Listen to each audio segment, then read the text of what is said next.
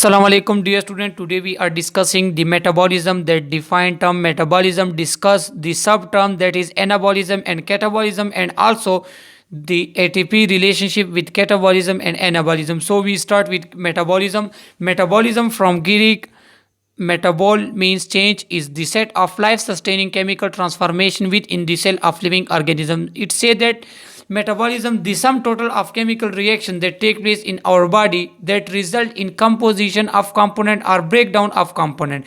Composition occur from the small molecule, that is constructive process, and breakdown occurs in the large molecule. जिस तरह के हमारे पास glucose वगैरह जो हैं वो छोटे छोटे से अमाइनो एसिड जो हैं वो छोटे छोटे अमाइनो एसिड जमा हो के हमारे पास एक प्रोटीन चेन, एक प्रोटीन मॉलिक्यूल बनाते हैं।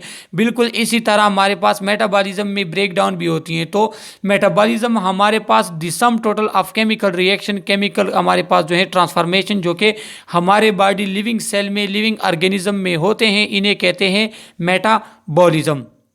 मेटाबॉलिज्म आपको इस स्ट्रक्चर के ज़रिए दिखाए गए हैं कि हमारे पास हम जो खुराक खाते हैं तो उसकी तोड़ फोड़ होती हैं, फिर उससे हमारे पास जो है बड़े मॉलिक्यूल्स बनते हैं। इस तरह हमारे पास कार्बोहाइड्रेट मेटाबॉलिज्म भी है, फैट मेटाबॉलिज्म और बाकी प्रोटीन मेटाबॉलिज्म, डिफरेंट मेटाबॉलिज्म हमारे बॉडी में होते हैं। तो मेटाबॉलिज्म में हमारे पास पहला टर्म क्या है? हमारे पास पहला टर्म मेटाबॉलिज्म में है एनाबॉलिज्म। एनाबॉलिज्म कहते हैं किसी चीज़ के फॉर्मेशन को। Anabolism is the set of constructive metabolic processes where the energy release by catabolism is use to synthesize complex molecule.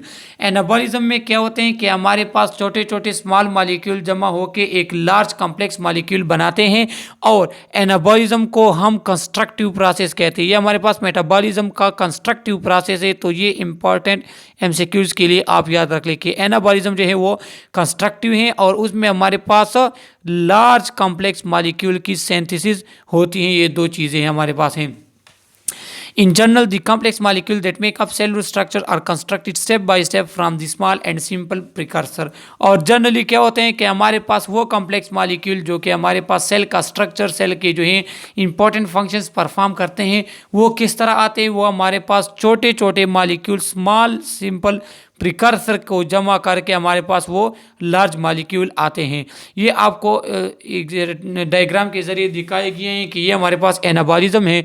तो ये छोटे छोटे प्रिकर्सर हमारे पास जमा हो गए हैं, छोटे छोटे प्रिकर्सर हमारे पास जमा हो गए हैं, और क्या हुआ है कि हमारे पास इन्होंने ये एनर्जी यूज़ की है, और ये यहाँ पे ये छोटे छोटे प्रिकर्सर एनर्जी इन्होंने यूज़ की है, और ये एक लार्ज कॉम्प्लेक्स मॉलिक्यूल इन्होंने बना दिया है। तो इसलिए हमारे पास कंस्ट्रक्टिव प्रोसेस है और इसे कहते हैं anabolism.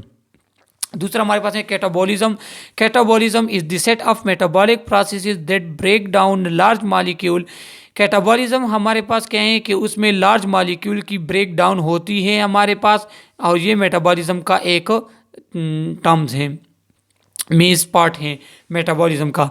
This include breaking down and oxidizing food molecule. और ये क्यों होते हैं कि इसमें हमारे पास फूड मॉलिक्यूल जो कि एक फैटी फूड अगर हम खाते हैं तो फैट हमारे पास एलिमेंट कंपाउंड हो गया, या इस तरह कोई प्रोटीन वगैरह लार्ज कॉम्प्लेक्स फूड वगैरह हम खा लेते हैं तो हमारे बॉडी में उसकी ब्रेक डाउन हो जाती है, उसकी ऑक्सीडाइजिंग होना शुरू हो जाती हैं। तो इस ऑक्सीडाइजिंग का फ़ायदा या इसका मकसद क्या होते हैं? The purpose of catabolic reaction is to provide energy and component needed by anabolic reaction. Catabolism का मकसद ये होते हैं कि वो लार्ज कॉम्प्लेक्स मॉलिक्यूल को तोड़ देता है छोटे छोटे मॉलिक्यूल्स में। फिर क्या होते हैं कि इसके साथ आपके पास एनर्जी भी रिलीज हो जाती है जिसको आपकी बॉडी यूज़ करती है, और इसके साथ आपके पास जो है छोटे छोटे मॉलिक्यूल प्रोड्यूस हो जाते हैं जो कि एनाबॉलिज्म के ज़रिए आपके पास आपके बॉडी में रिक्वायर्ड चीज़ को बना लेते हैं। तो कैटाबॉलिज्म के दो फंक्शन होते हैं, एक तो ये आपको एनर्जी प्रोड्यूस करता है, दूसरा आपके पास इससे ऐसे कंपोनेंट आ जाते हैं जो कि आपकी बॉडी जो है कंपोजिशन वगैरह में हेल्प करते हैं। ये आपको फिगर के ज़रिए बता दिया है कि ये हमारे पास कॉम्प्लेक्स मॉलिक्यूल हैं, और ये कॉम्प्लेक्स मॉलिक्यूल की ब्रेक डाउन हो गई है तो ये छोटे छोटे कंपोनेंट में हमारे पास आ गया है, और ये हमारे पास एनर्जी जो है वो रिलीज़ हो गई है। तो कैटाबॉलिज्म हमारे पास एनर्जी को रिलीज़ करता है। एमसीक्यूज आप याद रख लें। लेकिन एनाबॉलिज्म जो है वो हमारे पास क्या एनर्जी को गेन यूज़ करेगा। ये आपके पास एनर्जी रिलीज़ करेगा, वो आपके पास एनर्जी यूज अब हमारे पास रोल ऑफ एटीपी आता है कि एटीपी का एनाबॉलिज्म कैटाबॉलिज्म के साथ क्या रोल है। तो ATP links catabolism to anabolism, ATP catabolism को एनाबॉलिज्म के साथ लिंक करती हैं। किस तरह?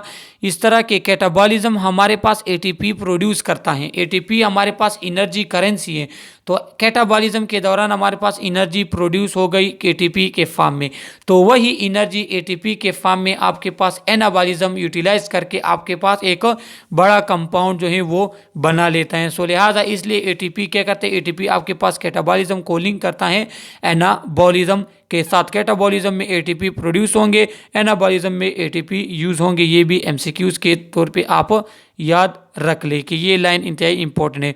कैटाबॉलिज्म एटीपी प्रोड्यूस करते हैं और एनाबॉलिज्म जो वो एटीपी यूज़ करता है। तो ये आज का हमारा छोटा सा लेक्चर हुआ। इसमें कोई भी प्रॉब्लम आपको हो तो आप थ्रू कमेंट हमसे पूछ सकते हो। ओके।